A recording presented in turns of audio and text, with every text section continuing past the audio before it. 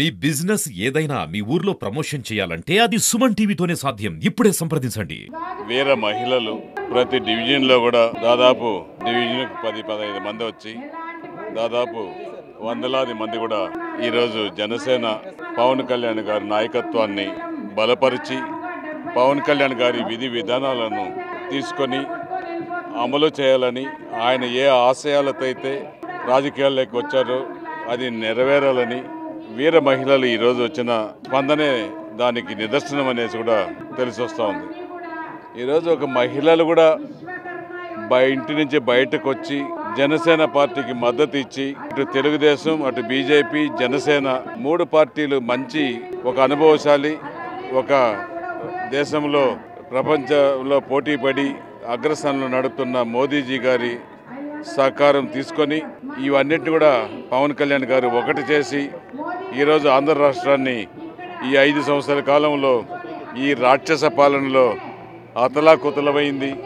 అభివృద్ధి లేదు, ఇండస్ట్రీస్ లేవు, ఐటీ ఇన్ఫ్రాస్ట్రక్చర్ లేవు, ఏది కుంటుపడింది. అసలు ఆంధ్ర రాష్ట్రానికి రాజధాని ఎక్కడ ఉందనేసి కూడా 5 సంవత్సరాలలో రాజధాని పేరు చెప్పేదానికి కూడా వైఎస్ఆర్ పార్టీ ముఖ్యమంత్రి జగన్మోహన్ రెడ్డి గారు అనేసి కూడా తెలియజేస్తుంది. ఏదైనా సరే కేవలం ఒక సామాజిక వర్గమే ఒక చోట బలపడుతుందని తలుసుకొని ఆయన సామాజిక వర్గాన్ని పైకి తీసుకొని రాష్ట్రాన్ని దివాలా తీపించాడు. ఈరోజు అమరావతి రాజధానిని ఆ రోజు ఒప్పుకున్నాడు స్వయాన ప్రధాని మోదీ గారు, చంద్రబాబు నాయుడు గారు, జగన్మోహన్ రెడ్డి గారు కూడా ఆ రోజు చెప్పడం జరిగింది. ఈరోజు ఆ రాజధాని వద్దు అని చెప్పండి, ఆయన అసలు ముఖ్యమంత్రికి అర్హత ఉందా అని నేను అడుగుతున్నా ఈరోజు. అదేవిధంగా పోలవరం ప్రాజెక్టు ఆ రోజు దాదాపు 40-60% పూర్తయితే అది మొన్న వచ్చిన గోదావరి వెళ్లలకు పని చేయలేకుండా 5 సంవత్సరాల కాలంలో కొట్టుకుపోయింది.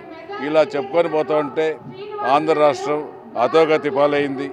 ముఖ్యంగా తిరుపతి పట్టణంలో ఇక్కడ పరిపాలిస్తున్న ఇక్కడ వైసీపీ ఎమ్మెల్యే భూమన కరుణాకర్ రెడ్డి, వాళ్ళ తనయుడు అభినయ్ రెడ్డి ఇద్దరు కూడా వైఎస్ఆర్ కాంగ్రెస్ పార్టీని రాజారెడ్డి పాలనగా తీసుకొని ఇక్కడ తిరుపతి పట్టణాన్ని ఏకఛత్రాధిపతిగా కుటుంబ పాలన తీసుకొచ్చి ఒక ఎమ్మెల్యేగా, ఒక టీటీడీ చైర్మన్గా, మున్సిపల్ డిప్యూటీ మేయర్గా, మేయర్ అధికారాలను కూడా తీసుకొని మొత్తాన్ని అధికారం అంతా తన ఇంటికే పెట్టుకొని కుటుంబ పాలనతో తిరుపతి ప్రజలను దోచుకు తిన్న ఏకైక వ్యక్తి రాష్ట్రంలోనే ఇక్కడ వైఎస్ఆర్ కాంగ్రెస్ పార్టీ ఎమ్మెల్యే అనేసి కూడా ఈ సందర్భంగా నేను చెప్తున్నాను ప్రజలకు. ఈరోజు ప్రజలందరూ కూడా ఆలోచిస్తున్నారు. ఎన్నికలు ఇంకా నెల రోజులు ఉన్నాయి, 30 రోజులు.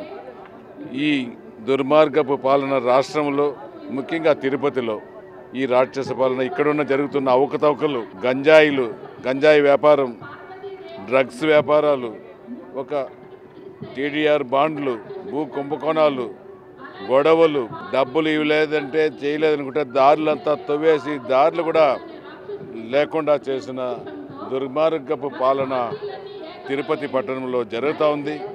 ఈరోజు ప్రజలందరూ కూడా యువత మొత్తం తిరుపతి పట్టణంలో యువతే కాదు, ఉద్యోగస్తులు, పెన్షన్దారులు, ఇక్కడున్న బిజినెస్ వ్యాపారస్తులు, ఈరోజు చూస్తే వీర మహిళలు ఇండ్లలో నుంచి కూడా బయటకు వచ్చి మేమున్నాము, పవన్ కళ్యాణ్ నాయకత్వాన్ని బలపరుస్తామని ఇప్పుడు మీరందరూ కూడా చూడడం జరిగింది. ఖచ్చితంగా కూడా తిరుపతి పట్టణంలో ప్రతి ఒక్కరు కూడా జనసేన వైపు పవన్ కళ్యాణ్ గారి సిద్ధాంతాలని తీసుకురావాలి. జనసేన అభ్యర్థి శ్రీనివాసుల్ని గాజు గ్లాసు గుర్తుపై ఓటేసి గెలిపించాలని తిరుపతి పట్టణ ప్రజలు అందరూ కూడా ఏకమయ్యారనేసి కూడా ఈ సందర్భంగా తెలియజేస్తున్నాం.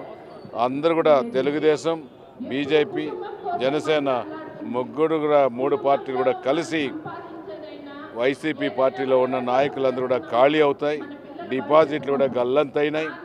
ఆ ఒక అక్కస్తోనే ఈరోజు ఏదేదో మాట్లాడుతున్నారు.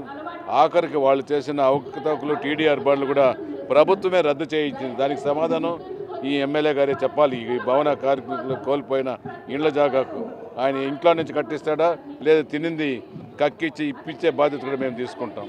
ఖచ్చితంగా కూడా రాబోయే రోజులు జనసేన, తెలుగుదేశం, బీజేపీ ప్రభుత్వం అధికారంలోకి రాష్ట్రంలో ఈడు తిరుపతిలో జనసేన అభ్యర్థి గెలవడం ఖాయమనేసి కూడా ఈ సందర్భంగా తెలియజేస్తున్నాం. కోర్టు ఉల్లంఘనకి వాళ్ళు పాల్పడుతుంటే మీ మీద ఆరోపణలు చేస్తున్నారని చెప్పి ప్రచారం.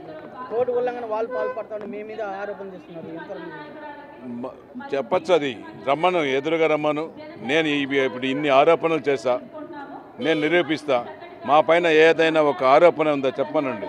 ఏదైనా చిన్నది ఎక్కడ కూడా, నేను రాజకీయాల్లో వచ్చి 5 సంవత్సరాలు ఎమ్మెల్యేగా ఉండా, ఏదైనా ఒక ఆరోపణ ఉంటే చెప్పండి, నేను దానికి సమాధానం చెప్తా.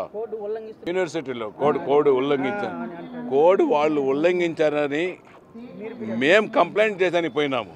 కంప్లైంట్ చేసి రిజిస్ట్రార్కు ఇదే పత్రిక మీడియా మిత్రులు కూడా తీసుకెళ్ళి వాళ్ళు ప్రచారం చేశారు. వాళ్ళ స్టూడెంట్స్ విభాగం క్లాస్ రూములకు వెళ్ళి పరిపాలన విభాగానికి వెళ్ళి చేస్తే మాకు సమాచారం తెలిస్తే మేము దాన్ని అడ్డుకునే దానికి పోయి వీసీ గారిని, రెక్టార్ గారిని పిలిచి రాతపూర్వకంగా కంప్లైంట్ ఇచ్చి వచ్చాము. మేము ప్రచారానికి మేము పోలేదు అని కూడా